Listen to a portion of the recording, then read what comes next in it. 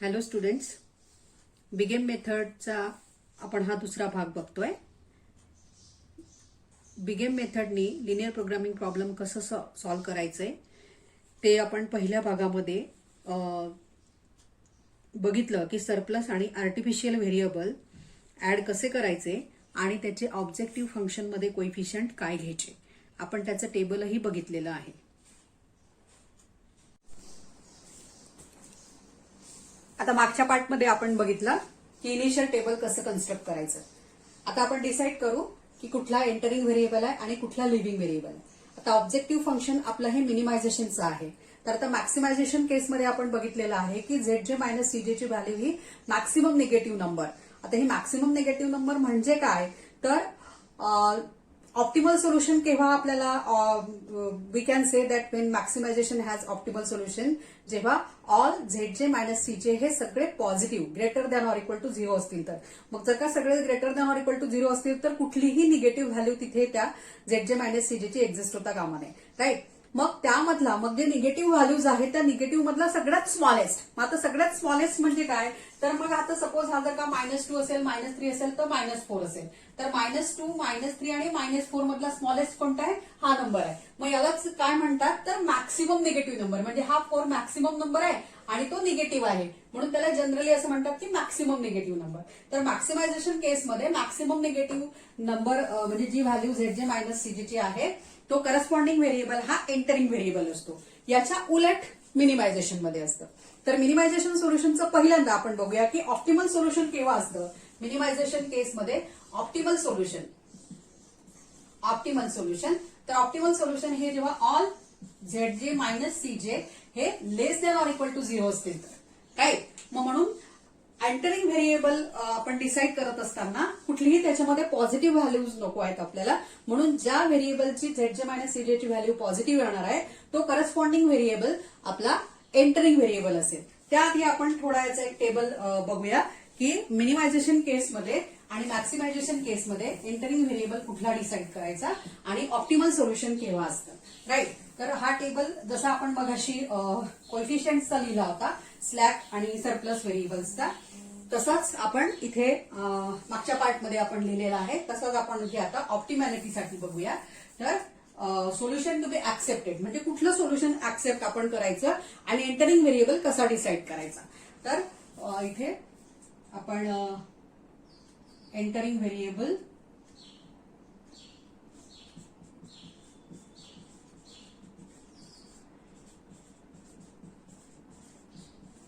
आणि इथे ऑप्टिमॅलिटी condition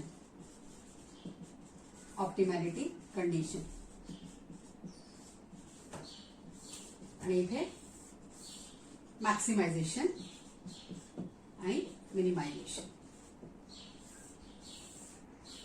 entering variable कुठला, तर with most negative Z minus CJ. ज्या व्हेरिएबलची व्हॅल्यू झेड मायनस सीजेची व्हॅल्यू ही मोस्ट निगेटिव्ह म्हणजे स्मॉलेस्ट नंबर असेल तो व्हेरिएबल एंटरिंग व्हेरिएबल असतो. ओके. आणि मिनिमायझेशन मध्ये with most positive or you can say bigger number.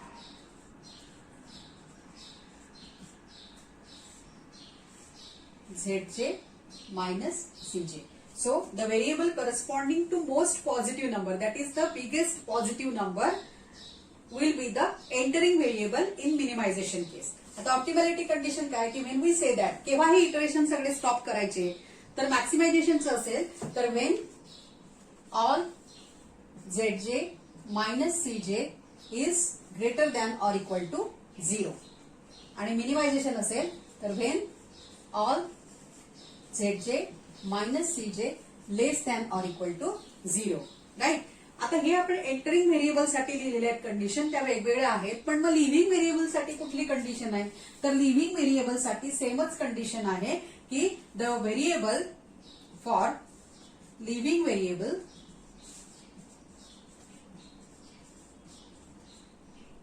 the variable corresponding to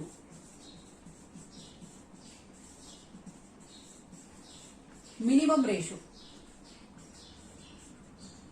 दोन्ही केसमध्ये इन बोथ केसेस म्हणजे मिनिमायझेशन असेल आणि मॅक्सिमायझेशन असेल तरी रेशो कुठला घ्यायचा minimum. So for leaving variable the variable corresponding to minimum ratio and this is in the both cases is the leaving variable.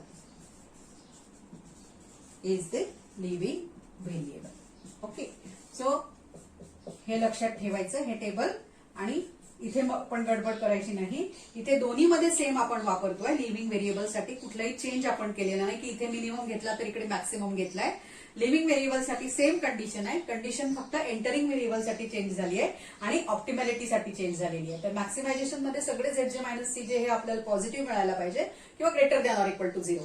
Right. आणि इथे सगळे हे निगेटिव्ह मिळायला पाहिजे म्हणजे less than or equal to 0 आपल्याला मिळायला पाहिजे. ओके. आता ह्या टेबलमध्ये आपण मिनिमम आणि एंटरिंग व्हेरिएबल आणि लिव्हिंग व्हेरिएबल आपण काढूया. ओके. त्याच्यासाठी आपल्याला झेड मायनस सी ची व्हॅल्यू काढायला लागेल. तर पहिल्यांदा आपण झेड कॅल्क्युलेट करू. सिम्प्लेक्स मेथड आपण बघितली तेव्हा हे झेड आणि सीजे कसे कॅल्क्युलेट करायचे ते आपण बघितलेले आहे. आणि हे फक्त व्हेरिएबल साठीच कॅल्क्युलेट करायचे, कॉलम ऑफ कॉन्स्टंट साठी नाही. राईट. तर इथे हे आलं 4m 7m 3m plus 4m 7m इथे 4m minus m 0 m m. झेडचे मायनस सीजे ही व्हॅल्यू झेडचे आहे. झेडचे minus CJ 7m minus 2 4m minus 1 minus m 0 0 0. Right. आता इथे सुद्धा बघायचं की जे आपले बेसिक व्हेरिएबल आहे त्याची झेडचे मायनस सीजेची व्हॅल्यू ही 0 0 असते. ओके. आता याच्यामधला आपल्याला मॅक्सिमम पॉझिटिव्ह नंबर म्हणजे बिगेस्ट नंबर शोधायचा आहे. मग आता ते शोधण्यासाठी इथे एम आहे. मग आता हे एमचं काय करायचं तर मग इथे ती व्हॅल्यू घेतली तरी चालते. मग सपोज एम इक्वल टू मी 100 घेतली ती घ्यायचं. एम इक्वल टू 100 घेतली तर हे काय होणार आहे 700 मायनस 2 आणि ही काय होणार आहे 400 मायनस 2. आता ह्या दोन्ही मधली मॅक्सिमम पॉझिटिव्ह नंबर म्हणजे बिगर व्हॅल्यू कुठली आहे तर ही व्हॅल्यू आहे म्हणजे 7m मायनस 2. तर जनरली एमचा कोइफिशियंट ज्याचा एमचा कोइफिशियंट मोठा ती आपली मॅक्सिमम पॉझिटिव्ह नंबर मिळते. राईट. ती जर त्याला जर का पॉझिटिव्ह साईन असेल तर ते मॅक्सिमम पॉझिटिव्ह, निगेटिव्ह असेल तर त्यात व्हॅल्यू विल बी निगेटिव्ह असं आपण म्हणू शकतो. राईट. मग आता इथे हा मॅक्सिमम पॉझिटिव्ह नंबर आहे. हा आपला एंटरिंग व्हेरिएबल आहे. Entering variable. आता लिव्हिंग व्हेरिएबल चेक करायचं आहे आपल्याला. तर x1 हा आपला एंटरिंग व्हेरिएबल झाला. हा आपण रेशो काढूया. x1 रेशो आहे 3/3 दॅट इज 1 6/4 म्हणजे 3/2 आणि 4/1 म्हणजे 4. आता ह्यातला मिनिमम रेशो कुठला आहे तर 1 कारण इथे 1.5 आहे इथे 4 आहे. So this is the leaving variable. तर हा आपला लिव्हिंग व्हेरिएबल. पायहोट किती मग आता इंटरसेक्शनला जो एलिमेंट आहे एंटरिंग व्हेरिएबलच्या कॉलमच्या आणि लिव्हिंग व्हेरिएबलच्या रोच्या. तर बघा हा इथे x1 चा तुमचा कॉलम आहे आणि a1 चा हा रो आहे. So the pivot is 3. So by default इथे 1 1 आलाय पण तसं नसतं. So pivot equal to 3. So let us write down the row operations. आता रो ऑपरेशन्स काय आहे त्याचे ते लिहूयात आपण.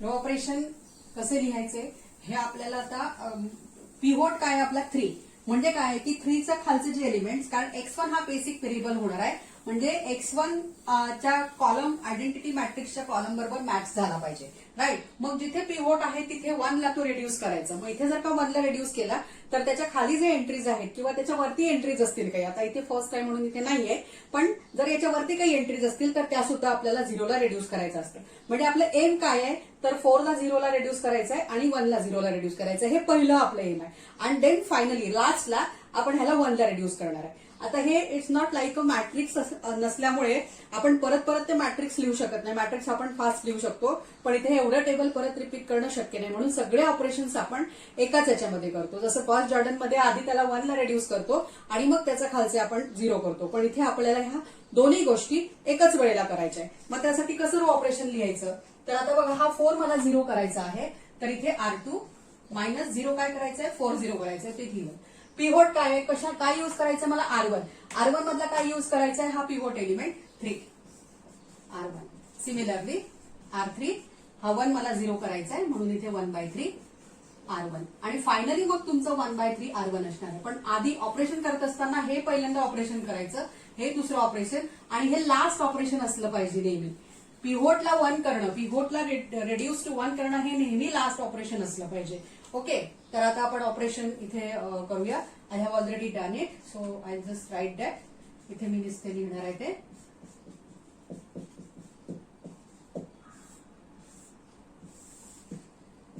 पहिल्या 2 रो आपले बदलत नाही, ते शेवटपर्यंत तेच राहतात. आता याच्यामध्ये A1 हा व्हेरिएबल लिव्ह होतोय. काही बुक्स मध्ये त्यांनी A1 चा कॉलम डिलीट करून लिहिलेला आहे, पण आपण सगळेच शेवटपर्यंत लिहूया, कारण कुठे काही चुकलं तर मग आपल्याला प्रॉब्लेम नको यायला. किंवा ड्युअलिटी कॉन्सेप्ट मध्ये आपल्याला प्रायमलचं सोल्युशन काढण्यासाठी हे व्हेरिएबल शेवटपर्यंत लागतात. सो त्याची प्रॅक्टिस असू द्यायची, त्याला डिलीट करायचं नाही.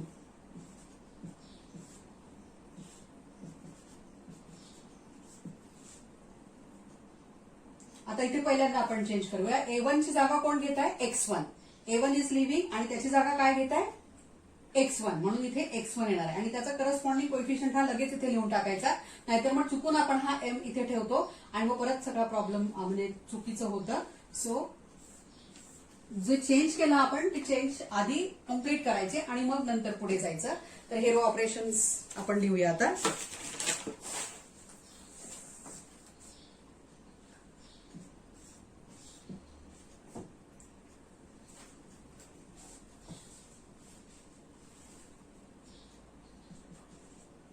पहिल्यांदा मी हे दोन्ही रो कम्प्लीट करते.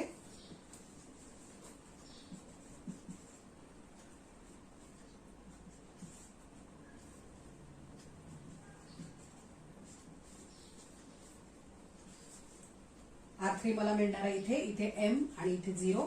R3 मध्ये मला मिळणार आहे 0 5/3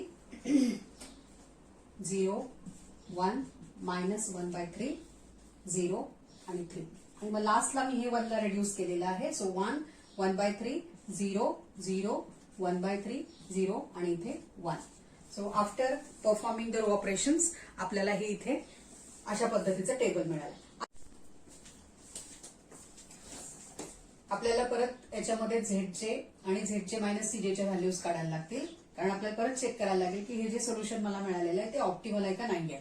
आता इथे हे टेबल जर का आपण रीड केलं तर ह्या टेबलमध्ये इथे X1 ची व्हॅल्यू 1 आहे, A2 ची व्हॅल्यू 2 आहे आणि S2 ची व्हॅल्यू 3 आहे.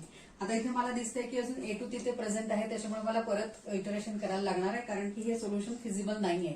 सो तरी आपण त्याच्यासाठी आपण एंटरिंग व्हेरिएबल आणि लिव्हिंग व्हेरिएबल डिसाईड करण्यासाठी झेडजे आणि झेडजे मायनस सीजेच्या व्हॅल्यू इथे काढूया. आता झेडजेची व्हॅल्यू आहे 2 1. It is 2/3 plus 5m/3. So 2 plus 5m/3. Then here it is minus m. It is 0. इथे 2/3 minus 4m/3 आणि इथे m. तर झेडजे मायनस सीजेच्या व्हॅल्यू काढूया 0. तर 2 plus 5m upon 3 minus 1. So minus 3 upon 3. So it is minus 1 plus 5m upon 3. So minus m इथे 0. इथे कोएफिशियंट्स m आहे. then इथे 2 minus 4m upon 3 minus m. So it is 2 minus 7m upon 3 आणि इथे 0. आता याच्यामध्ये परत आपण बघितलं तर बेसिक व्हेरिएबल जे आहे त्यांचं झेडजे मायनस सीजे हा 0 आहे. बघा इथे X1 S2 आणि A2. आता आपल्याला चेक करायला लागेल की सगळे ZJ मायनस CJ हे लेस दॅन ऑर इक्वल टू 0 आहे किंवा नाहीये. आता इथे हा 0 आहे, पण हा मात्र पॉझिटिव्ह आहे, कारण 5m हा पॉझिटिव्ह नंबर आहे आणि m is big number. So इथे जे काय मला मिळणार आहे तो नंबर पॉझिटिव्ह असणार आहे, म्हणून मायनस आहे, हा 0 आहे, हा मायनस आहे, कारण इथे m चा कोइफिशियंट हा निगेटिव्ह आहे. सो 0 म्हणजे ही एकमेव व्हॅल्यू आहे जी पॉझिटिव्ह आहे, म्हणजे परत आपल्याला इटरेशन करायला लागणार आहे, कारण जोपर्यंत सगळे लेस दॅन ऑर इक्वल टू 0 होत नाही तोपर्यंत आपल्याला हे कंटिन्यू करायला लागतं. ओके, आता ह्याच्यामध्ये एकमेव हा पॉझिटिव्ह असल्यामुळे हाच आपल्याला सिलेक्ट करायला लागणार आहे. सो हा तुमचा एंटरिंग व्हेरिएबल. तर लिव्हिंग व्हेरिएबल साठी आपल्याला रेशो काढायला लागेल. आता एंटरिंग व्हेरिएबल कुठला? x2. सो b/x2 हा रेशो आपण काढणार आहोत. सो 1/1/3 हा 3, देन 2/5/3 म्हणजे 6/5 येतं, आणि इथे 3/5/3 म्हणजे 9/5 येतं. आता ह्या रेशोमध्ये आपल्याला मिनिमम रेशो सिलेक्ट करायचा आहे. सो 3 हा 1.2 आणि हा 1.8. तर 1.2 हा मिनिमम रेशो, म्हणजे हा तुमचा living variable. Okay, living variable. मग आता एंटरिंग व्हेरिएबल x2 आणि लिव्हिंग व्हेरिएबल A2 ह्याचा इंटरसेक्शन कुठे आहे? 5/3. म्हणून तुमचा पिव्होट काय आला? Pivot equal to 5/3. Row operations काय येतील मग? रो ऑपरेशन्स ते आपण लिहूया, या बाजूला लिहू आपण. रो ऑपरेशन्स येतील आपल्याला. आता 5/3 पिव्होट आहे, याच्यावरचा आणि खालचा एलिमेंट 0 करायचा आहे, कारण आता x2 आपला बेसिक व्हेरिएबल झालेला आहे आणि तो सेकंड रो मध्ये आहे, राईट. म्हणून ही 5/3 we have to reduce to 1 and the elements above it and below it we have to reduce to 0. मग आता R1 मध्ये रो ऑपरेशन्स, R1 मध्ये आपल्याला काय 0 करायचं आहे? 1/3. मग हा इथे लिहिला मी 1/3. पिव्होट काय आहे तुमचा? 5/3. सुरुवातीला हे असे आहे लिहून घ्यायचे आणि नंतर मग ऑपरेशन त्याच्यामध्ये सिम्प्लिफाय करायचं ते. नंतर आता R3 मध्ये, आधी मी R3 चा बघणार आहे. इथे मला दिसतंय की सबट्रॅक्शन केले की लगेच मला मिळणार आहे, पण तसं शक्यतो करायचं नाही, पण ते कारण साईनचा प्रॉब्लेम येऊ शकतो, म्हणून हे आहे तसं आधी आपल्या सिस्टीमनुसार लिहायचं. याच्यामध्ये कुठल्याही प्रकारची रिस्क घ्यायची नाही. 5/3/5/3. You can write it directly if you are that much expert. एवढं तुम्हाला प्रॅक्टिस असेल आणि एक्सपर्ट असाल तर तुम्ही लिहा, काहीच हरकत नाही. R2 आणि इथे 3/5 याला रिड्यूस करायचं आहे आपल्याला 1 ला. मग हे रो ऑपरेशन्स काय झाले? That is R1 minus 1/5 R2, R3 minus R2 आणि 3/5 R2. मग याच्यामध्ये सुद्धा हे पहिल्या नंबरने करायचं, हे सेकंड आणि हे लास्ट करायचं. ऑलवेज दिस ऑपरेशन जो रिड्यूस टू 1 असतो हे ऑपरेशन नेहमी लास्टला करायचं. मग आपण परत आता टेबल कन्स्ट्रक्ट करायला लागणार आहे. CB XB XJ X1 X2 S1 S2 A1 A2 B.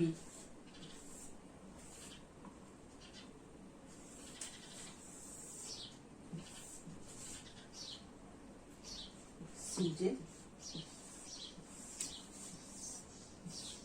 Table construct करताना ऍटलिस्ट ह्या एवढ्या मिनिमम लाईन्स तरी ड्रॉ करायच्या, नाहीतर मग आपल्यालाच कळत नाही आपण काय ऑपरेशन्स करतोय. तर पहिल्यांदा आपण हे बेसिक व्हेरिएबल्स लिहून घेऊया. X1 as it is. आता A2 रिप्लेस होतोय, लिव्ह होतोय, आणि त्याच्या ठिकाणी कुठला व्हेरिएबल येतोय? X2. आणि इथे X2 लिहिला आणि S2 as it is. X1 चा कोइफिशियंट 2, X2 चा कोइफिशियंट 1 आहे ऑब्जेक्टिव्ह फंक्शन मध्ये. इथे हे रो आधी लिहून घ्यायची. 0 0 M M. ओके, आणि हा इथे 0. ओके, आता आपण रो ऑपरेशन करूया. पहिल्यांदा R1 वरचे ऑलरेडी इथे केलेले आहे, त्याच्यामुळे मी फक्त इथे लिहिणार आहे. तुम्ही व्हेरीफाय करू शकता ते.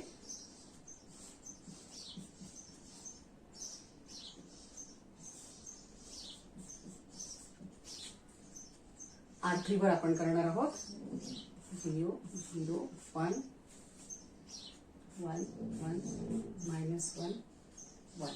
आणि आता R2 आपण ह्याला 1 ला रिड्यूस करणार आहे. So we are multiplying 2 by 3/5. इथे 0, इथे 1, इथे मायनस 3/5, इथे 0, इथे मायनस 4/5 आणि इथे 3/5.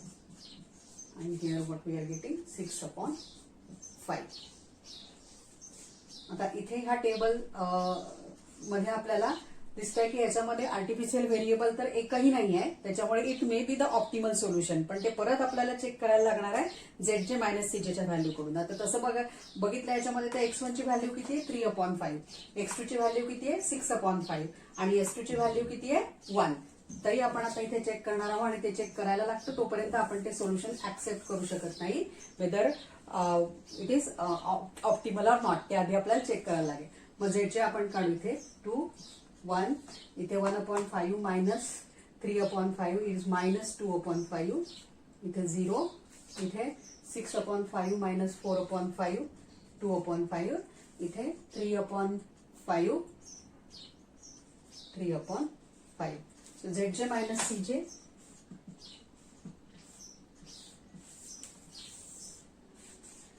0 1 minus 1 0 minus 2/5 then 0 then 2/5 minus m इथे 3/5 minus m. आता याच्या व्हॅल्यू बघितल्या आपण तर बघा बेसिक व्हेरिएबल्स 0 0 इथे निगेटिव्ह आहे 0 आली निगेटिव्ह कारण m चा कोएफिशियंट -1 आहे आणि इथे सुद्धा ही निगेटिव्ह आहे. So all zj minus cj are less than or equal to 0 and hence the solution is optimal. So we can accept now this as a solution of our linear programming problem. मग आपण आता इथे लिहिणार आहे all zj minus cj less than or equal to 0. This implies solution is optimal. So what is the solution of this? Solution of this LPP is